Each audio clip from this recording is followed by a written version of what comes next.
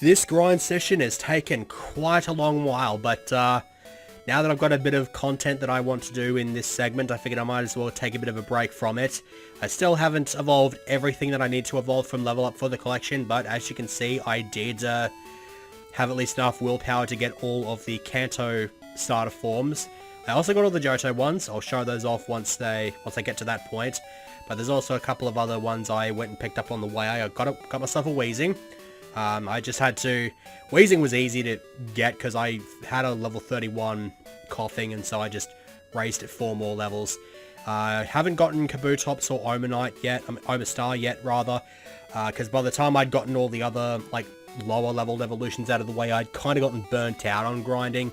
Like, I had to take breaks in between, like, grind sessions for my team to get them up to the level I have them at right now, so once I feel up to it, then I'll probably go after and evolve the fossils. But for the time being, showing off the Johto starter forms here.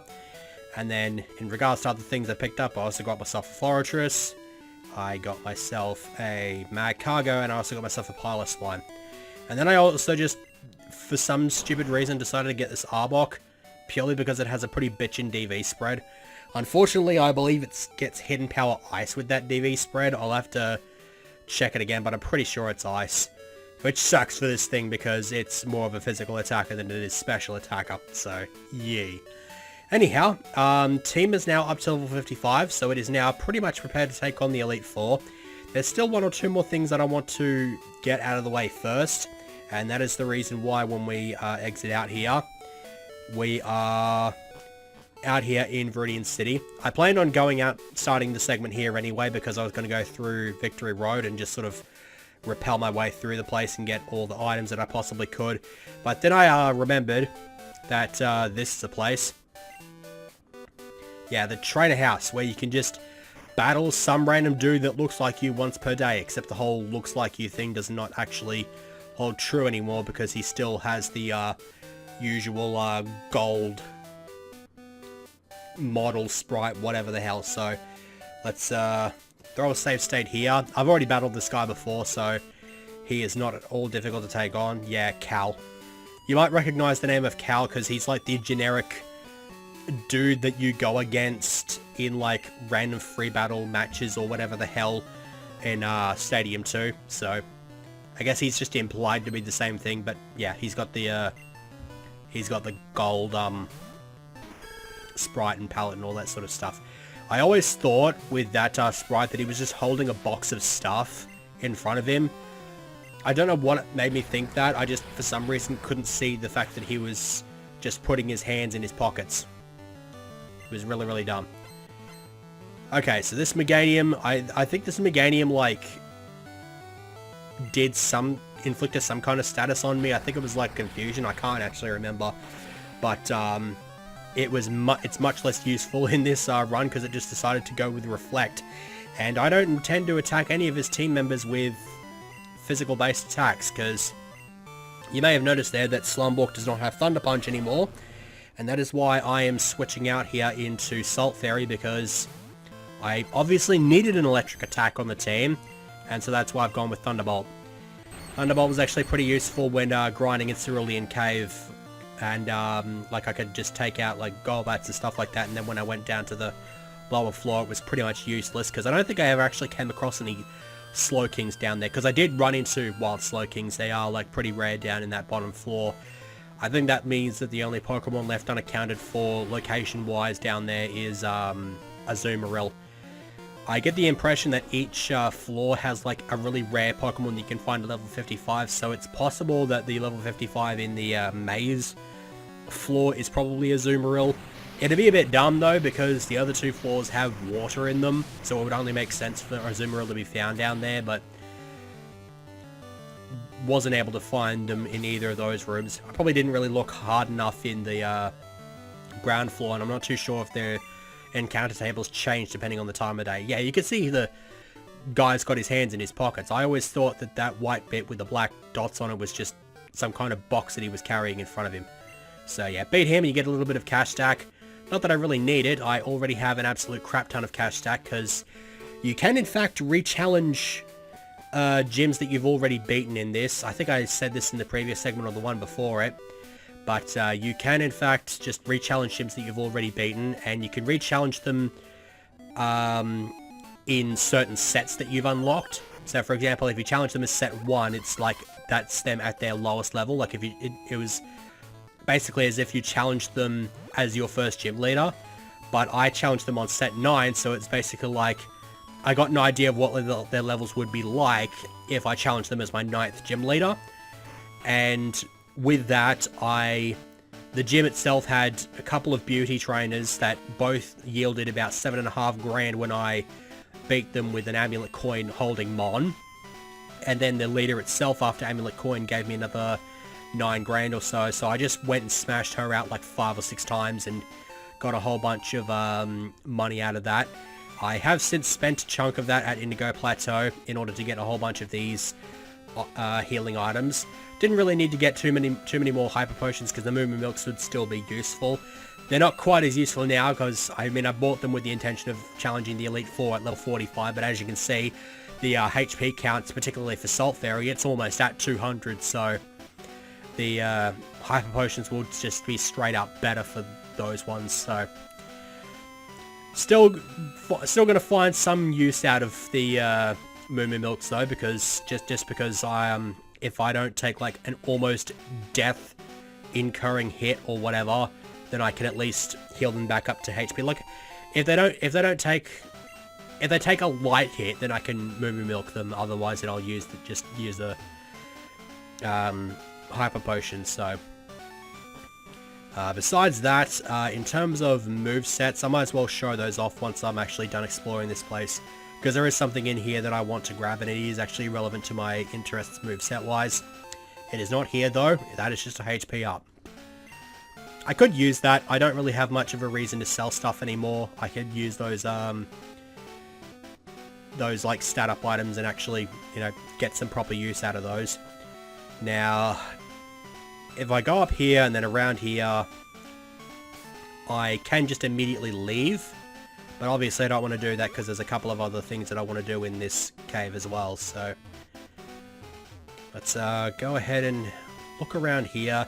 This place is designed very similarly to the old Victory Road.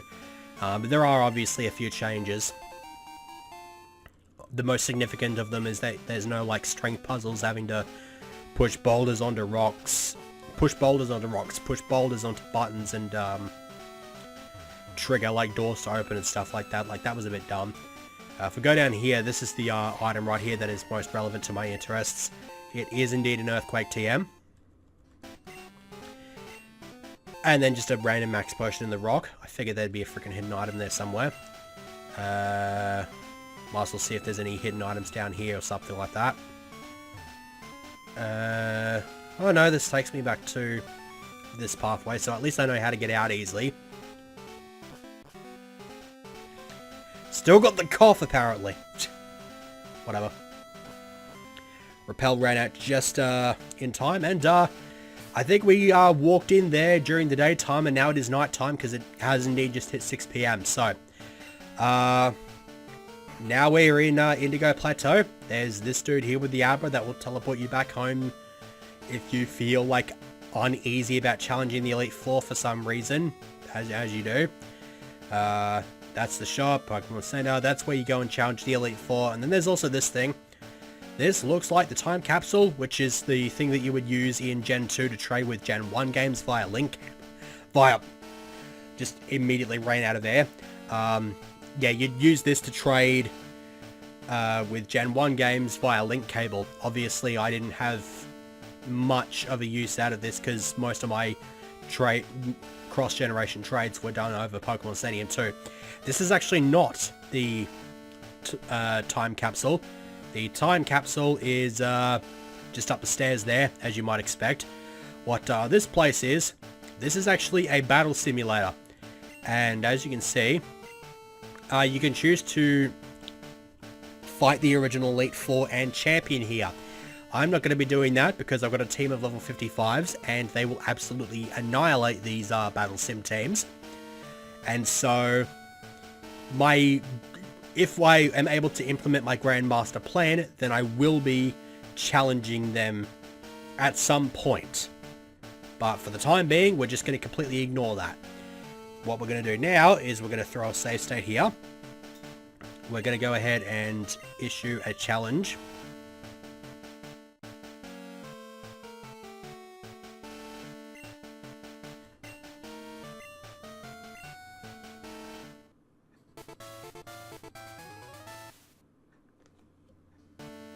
So yeah, that's all funky stuff. I should have talked to that guide, actually. He had a really kind of humorous line. Like, he's there to ensure only the best trainers actually challenge the Elite Four, because otherwise they wouldn't... All run-of-the-mill trainers could challenge the Elite Four, and then the Elite Four wouldn't be able to eat or live or do anything else that they wanted to do. Anyway, here's Chaos. I believe this is the first time we've shown this guy off in the playthrough. Unless I ran into him in the Mahogany Bazaar. I can't remember if I did or not. But I ran into this guy a couple of times off the screen, and he's given me random gifts, and he's just sort of there, not doing a whole lot, but he's just sort of there. And for some stupid reason, he's just like, yeah, I'm gonna challenge you. You're gonna fight me first before you fight the Elite Four. Because fuck you, I guess. Also, he just has Cynthia's battle music. I don't know why, but he just has it. But anyhow, leads with a Miltank, which we're going to say fuck you to that rollout sweep right away. Now, I'd love to use my better attacking stat here, but unfortunately, Shadow Ball is not something that can hit Miltank. So, I guess we take advantage of the fact that that thing is still is snoozing and get up a curse or two. The level difference here is just ridiculously large, so I don't expect this to really be much of a threat. Let's actually see if Hidden Power is going to knock this thing out in one hit. Nope, but it should be a 2-hit KO. I like how this... I guess because the Miltank is afflicted by a status condition, it by definition has to go for Heal Bell all the time. Which is a bit... It's a bit weird. Like, if it was paralyzed, then it would make sense for it to go to Heal Bell, but I guess just the CPU is just like, this thing is statused, therefore I must use this move. Even though it isn't possible for it to be able to do so while it's asleep. Whatever. Let's go ahead and speed up, because this is obviously not the most interesting thing in all of Narnia. Electrode. I actually forgot to put Earthquake on this thing. That's why I got the Earthquake TM to begin with. I was going to put it on Conifo. That being said, tank this Thunder. Dig should still do a decent number. Well, a crit ensures that I don't have to worry about the failure to put Earthquake on, like, comes back to bite me or anything like that. There's stupid Politoed. I think this thing has Perish Song. I can't remember. It would make sense for this thing to have Perish Song. That's kind of what they're known for. But yeah, Salt Fairy is probably better suited to be able to use something like Thunderbolt against these things, because it's a bit of a tank normally, but it's got a decent enough special attack. And that Psywave did jack shit. That was pretty good. Alright, so there goes Frogbog. Poor old Frogbog. Delibird. Do I want to stay in with Salt Fairy? I don't think I need to. Yeah, let's just feed him to Slumborg. Slumborg's got Fire Punch. I'm not too sure if Delibird can actually do much here. It does get a whole bunch of useful TM moves, but then again, it is just a Delibird. Yeah, I didn't think it was going to pose much of a threat. That's like the biggest throwaway mon on his entire team. And then Clefable Mirror Match. We've got to do the Clefable Mirror Match. I think when I tried to challenge this guy with a team of level 40s, my Clefable got knocked out, so I wasn't able to do the Mirror Match here. So, thankfully though, because my team is just freaking OP in comparison to this dude, we can kick some ass.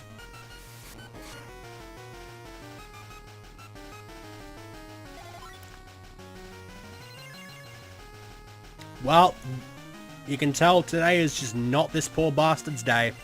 He used Present and healed me. Not that that's actually useful, because when you beat this guy, like, your team does get healed after you beat this guy. Which is a positive, because if you barely make it through this guy and you've got like 1 HP left on your last Pokemon, he's not going to force you in there with just that 1 HP left on your last Pokemon.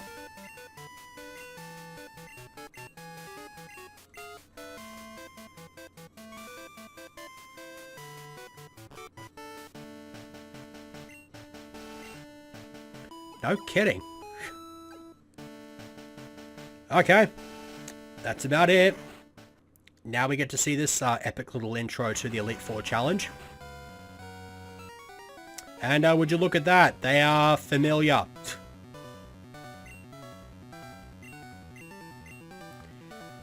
Have I actually fought all 4 of these guys on screen before?